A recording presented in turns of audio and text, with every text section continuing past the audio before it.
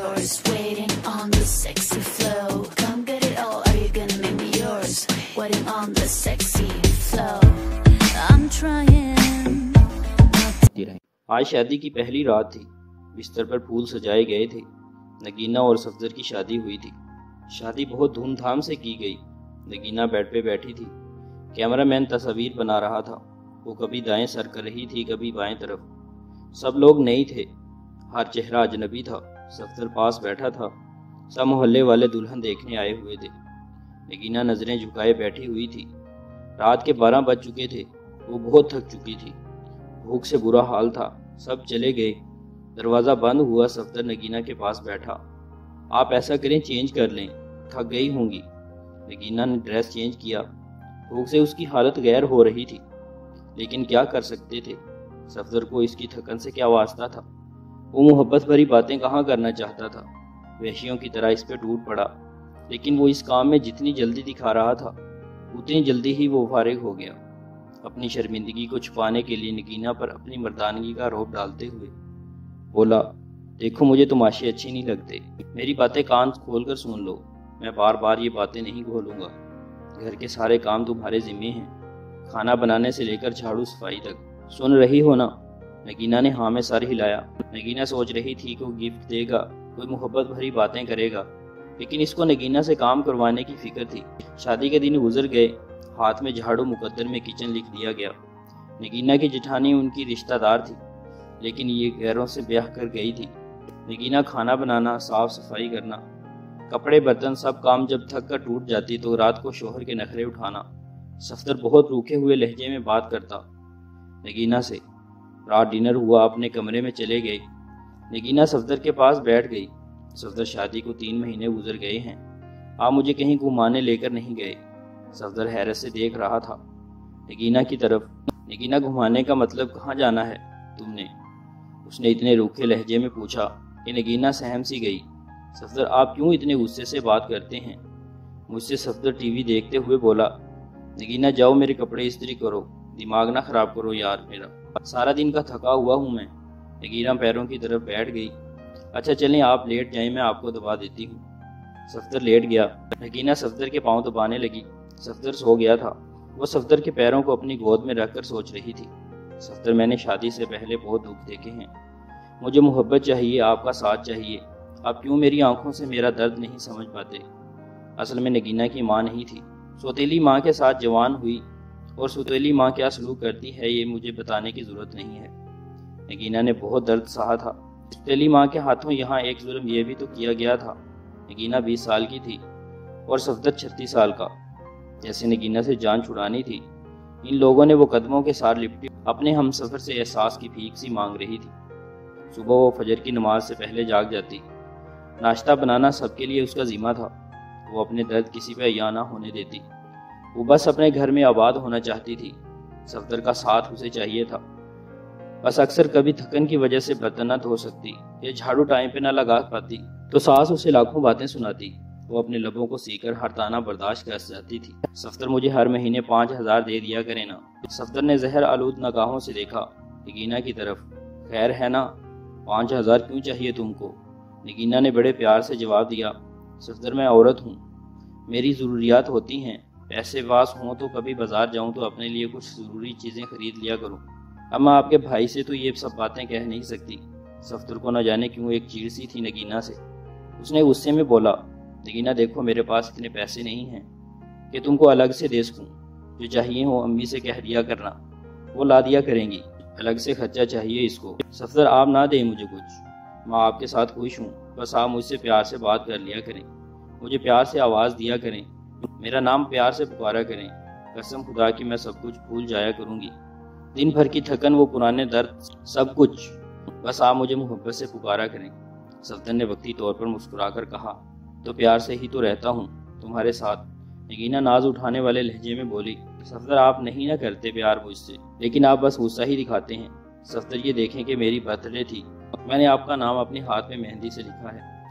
صفدر جیسے بیزار سا ہو رہا تھا، اس کی باتوں سے نگینہ سے پیار سے باتیں کر رہی تھی صفدر سے، لیکن صفدر دل ہی دل میں بول رہا تھا، کیا پاگل پلے پڑ گئی ہے میرے، اس کو کیا کہوں، میں نہ جانے کیوں بے رخی کرتا تھا، वो उन्होंने नया घर बनाना था। गांव के लोग थे। सफदर ने नगीना से कहा, नगीना आज रात ईंटें आ जाएंगी, तुम हमारी मदद करना, ईंटें घर में फेंकनी हैं। नगीना ने दिन भर घर के काम किए, फिर रात को वो ईंटें उठा कर घर में फेंकने लगी। रात के 3 बज गए थे। काम खत्म हुआ, इसका जिस्म दर्द और थकन से बेजान सा हो रहा था। सफदर लेट गया। नगीना पास गई। सफदर प्लीज़ मेरा सर दबा दें, मुझे बहुत दर्द हो रहा है। सफदर ने करवट बदली। यार जाओ जाकर पैनाडोल खा लो, मुझसे दबाया नहीं जाता। वो बिस्तर पर लेट गई। न जाने क्यों आंखों से आंसू बहने लगे। वो रो रही थी, उसको बहुत दर्द हो रहा था। वो मुंह पे हाथ रखकर सांस रोकने की कोशिश कर रही थी। सफदर पास सोया हुआ था। वो दर्द से ना सो सकी। फजर की अजान होने लगी कि उसकी आंख लग गई। वो सोई ही थी कि सास गालियां दे रही थी, मैडम सोई हुई है, शर्म ही नहीं है, टाइम देखो। सफदर भी बरम हुआ। वो उठी। सफदर गुस्से में था। नगीना कोई शर्म है तुमको, टाइम देखो, मम्मी खुद नाश्ता बना रही है, आपकी आंख ही नहीं खुलती।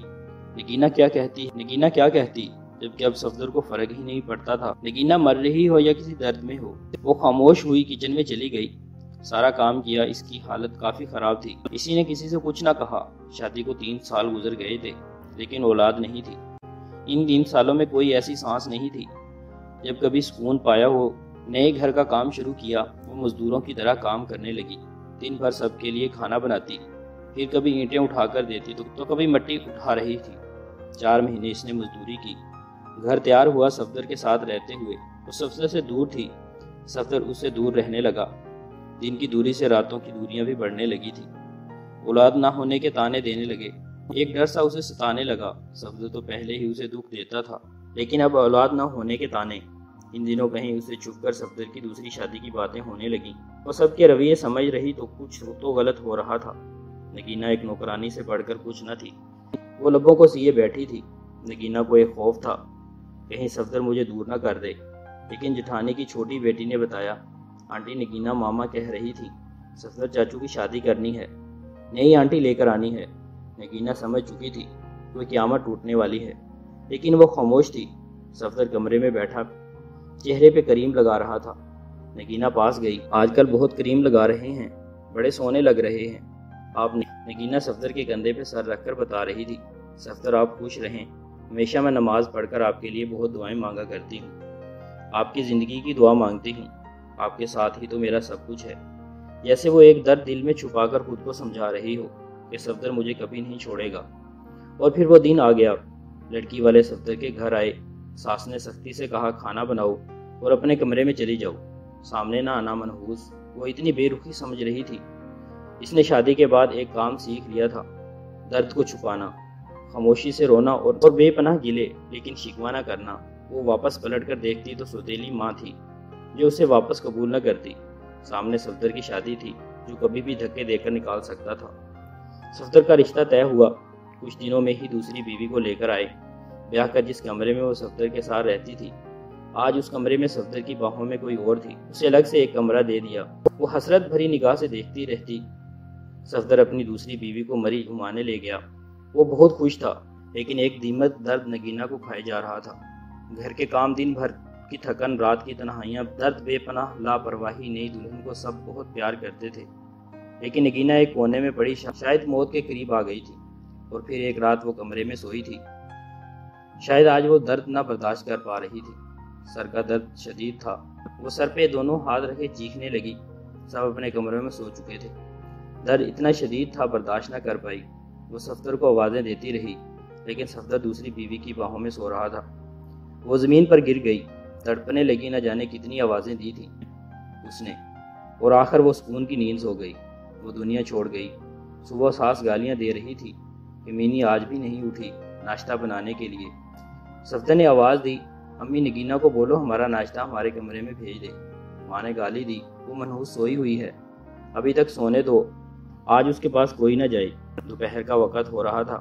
सब अपने कामों में मसरूफ़ हो गए थे, लेकिन अभी तक नगीना कमरे से बाहर नहीं आई थी। आखिर सास कमरे में गई। देखा नगीना औंधे मुंह ज़मीन पे पड़ी थी। सास ने शोर मचा दिया। सब इकट्ठे हो गए। देखा वो अकड़ चुकी थी। उसकी लाश को चारपाई पे डाला। उसके आंसू अभी तक आंखों में थे। अचानक से कैसे मर गई। इन लोगों ने उसे दफना दिया। जनाजा हुआ, कोई आंख न रोई। ایک دن اس کے کمرے کی صفائی کرتی صفدر کی دوسری بیوی نے دیکھا۔ کچھ رپورٹ اور دوائیاں تھیں اس کے کمرے میں۔ وہ دیکھ کر حیران ہو گئی۔ اس کو برین ٹیومر تھا۔ نہ جانے کب سے وہ یہ درد سہ رہی تھی۔ ایک ڈائری بھی لکھ رہی تھی۔ یہاں وہ اپنے درد لکھا کرتی تھی۔ اس کی ڈائری کے کچھ جملے: صفدر مجھ سے روٹھا روٹھا رہتا ہے، میری طرف دیکھتا ہی نہیں۔ آج میں نے سارا دن مزدوری کی، صفدر نے مجھے ٹھنڈا پانی پلایا، میں بہت خوش ہوں۔ صفدر کہتا ہے میں بہت اچھی ہوں، لیکن پھر بھی پتہ نہیں کیوں مجھ سے دور رہتا ہے۔ آج میں اس کے لیے تیار ہوئی تھی، خود کو سنوارنا تھا، لیکن پاگل نے ایک بار پھر میری طرف نہیں دیکھا۔ پھر میں ناراض بھی نہیں ہوئی، وہ بہت ڈانٹتا ہے، کچھ کہوں تو مجھے جان لیوا بیماری ہے، لیکن میں صفدر کو نہیں بتاؤں گی، وہ پریشان ہو جائیں گے۔ ہمارا گھر بن کر تیار ہو گیا، میں نے اپنا کمرہ بہت سجایا۔ صفدر کی شادی کر رہے ہیں، مجھے گھر سے نکالا تو کہاں جاؤں گی؟ میرا تو کوئی ہے بھی نہیں، بس نوکرانی بن کر مرنے تک یہاں رہوں گی۔ صفدر اپنی دلہن سے بہت پیار کرتا ہے، اسے برگر لا کر دیا۔ میں نے کہا مجھے بھی لا دو، کہتا ہے تم برتن دھو جا کر، دماغ نہ خراب کرو۔ میرا بھلا میں نے برگر ہی تو مانگا تھا۔ آج صبح سے میری سانس رک رہی ہے، ایسے لگ رہا ہے میرا وقت قریب آ گیا۔ کاش صفدر کی باہوں میں مر سکتی، کاش صفدر میرا درد سمجھتا، مجھے سینے سے لگاتا، میں سکون سے مر جاتی۔ صفدر آپ کبھی میری یہ ڈائری پڑھیں تو خود کو میری موت کا ذمہ دار نہ ٹھہرانا۔ بہت پیار کرتی ہوں آپ سے، بس نصیب سے ہار گئی ہوں۔